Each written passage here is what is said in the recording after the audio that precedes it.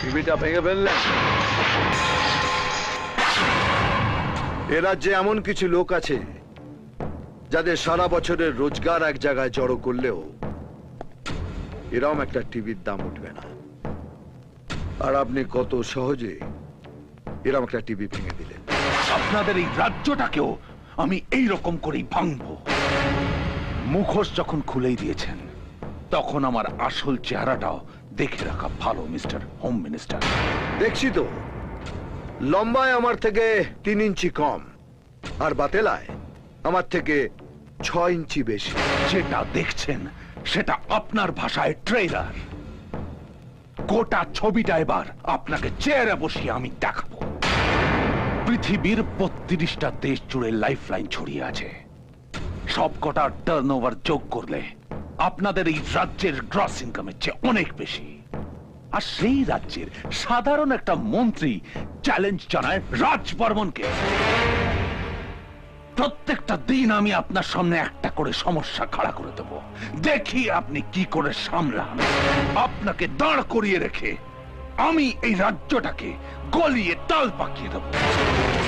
তারপর এই রাজ্য ছেড়ে চলে যাব, আর সেটাই হবে আমার এই ছবির ক্লাইম্যাক্স।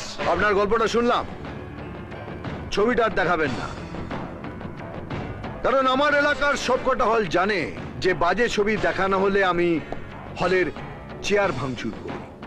তারপর ভাঙা চেয়ারের পায়া তুলে ম্যানেজারকে খুঁজে বেড়াই খাজা ছবি দেখাবার জন্য। একবার যে আমার রাম প্যাঁদানি খেয়েছে, তার পরের শো থেকে আবার ভক্তিমূলক ছবি লাগিয়েছে, যেমন নীলাচলে মহাপ্রভু। আমার লাইফ হিস্ট্রিটা তো ভালো করে পড়েছেন, কিন্তু আমার কীর্তনটা এখনো শোনেননি। খুব ইন্টারেস্টিং। কেষ্ট নাম শোনানো হয় পরে, আর রাম প্যাদানিটা হয় আগে। এ পাগলা, বাপি বাড়ি যা, না হলে সালাম মারবো এখানে,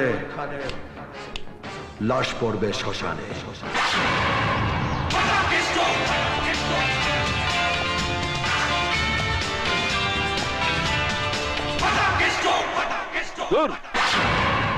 টিভিতে কি দেখানো হলো সেটাই কি সত্যি হয়ে গেল নাকি? আরে ওটা তো স্বরাষ্ট্রমন্ত্রী পেটুয়া চ্যানেল। আমাকে হেয় করার জন্য, রাজ বর্মনকে ছোট করার জন্য ওই ছবিটা দেখানো হয়েছে। যেখানে একটা বাড়ি তৈরি করতে গেলে ধার দেনা করতে হয়, সেখানে গোটা রাজ্য গড়তে গেলে মানুষের কাছে হাত পাততে হবে না? রাজ বর্মনের মতো শিল্পপতিদের ডেকে আমি কোনো ভুল করিনি। একটা কথা জেনে রাখুন, আজ যদি রাজ বর্মন চলে যায়, সোনার বাংলা গড়ার কাজ এখানে শেষ। সোনার বাংলা হবে। যে দেশের লোক লড়াই করে স্বাধীনতা আনতে পারে, তারা সোনার বাংলাও করতে পারে। আর এর জন্য নিজেকে বিকিয়ে দেবার কোনো প্রয়োজন নেই। কিন্তু অর্থমন্ত্রী তো বলেছেন যে রাজ্যে রাজবর্মনের মতো শিল্পপতিদের ডেকে এনে উনি কোনো ভুল করেননি। চোখে আঙ্গুল দিয়ে দেখিয়ে দেবো ওনার ভুলগুলো কি।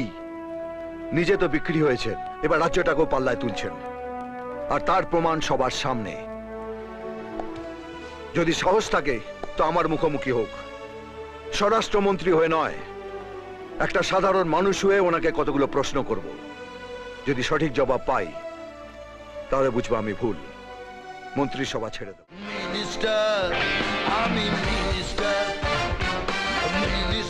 যদি আমাদের এই ভিডিওটি ভালো লাগে একটি লাইক করে দেবেন, যদি চ্যানেলে নতুন হন চ্যানেলটিকে সাবস্ক্রাইব করে দেবেন। মন্ত্রী ফাটাকেষ্ট, ফাটাফাটি আমাদের ফাটাকেষ্ট।